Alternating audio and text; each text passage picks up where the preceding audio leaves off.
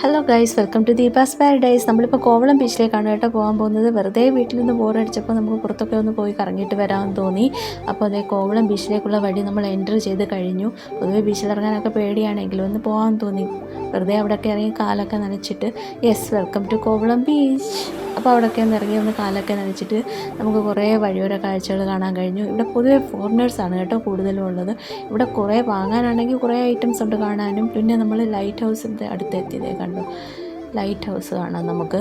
വീണ്ടും അങ്ങോട്ടും ഇങ്ങോട്ടൊക്കെ നടന്ന് അതിൻ്റെ അടുത്തായിട്ട് നീല ഹോട്ടൽ കാണാം. പിന്നെ സമുദ്ര പാർക്കിലേക്ക് എത്തി. അതുവഴി സമുദ്ര പാർക്കിനുള്ളിലേക്കൊന്ന് കയറിയപ്പോൾ രണ്ട് സൈഡിലും ചുവർ ചിത്രങ്ങൾ, അവിടെ ഇവിടെയായിട്ടൊക്കെ ഉള്ളിലും ഉണ്ട് ചുവർ ചിത്രങ്ങൾ കാണാൻ. അപ്പോൾ ഇവിടെ നമ്മൾ മോഹിനിയാട്ടം രൂപത്തിൻ്റെ ചുവർ ചിത്രങ്ങളാണ് നമുക്ക് കാണാൻ കഴിയുന്നത്.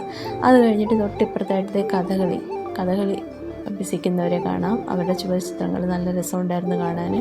അവിടെ ഇവിടെയൊക്കെ ഒന്ന് തൊട്ട് നോക്കി എടുത്തിട്ട് വീണ്ടും ഉള്ളിലേക്കൊന്ന് ഇറങ്ങിയപ്പോൾ അവിടെ മഞ്ഞ പൂക്കൾ കൊണ്ടുള്ള മെറിഗോൾഡാണെന്ന് തോന്നുന്നു എന്തോ, ആ പൂക്കൾ കൊണ്ടുള്ള നല്ല ഒരു ഗാർഡൻ സെറ്റപ്പായിരുന്നു. അപ്പോൾ ആ വെളിച്ചത്തിൽ, ലൈറ്റിൻ്റെ വെളിച്ചത്തിൽ കാണാൻ നല്ല രസമുണ്ടായിരുന്നു. ആ കളർ തൊട്ടിപ്പുറത്തായിട്ട് റൗണ്ട് സ്റ്റോൺ പെബിൾസ് നമുക്ക് കാണാം. അതവിടെ നിരത്തിയിട്ടിരിക്കും, നല്ല രസമുണ്ടായിരുന്നു കാണാൻ. കുറേ പേരുണ്ട് ഇവിടെ നടക്കാനും ഷൂട്ട് ചെയ്യാനും ഒക്കെ.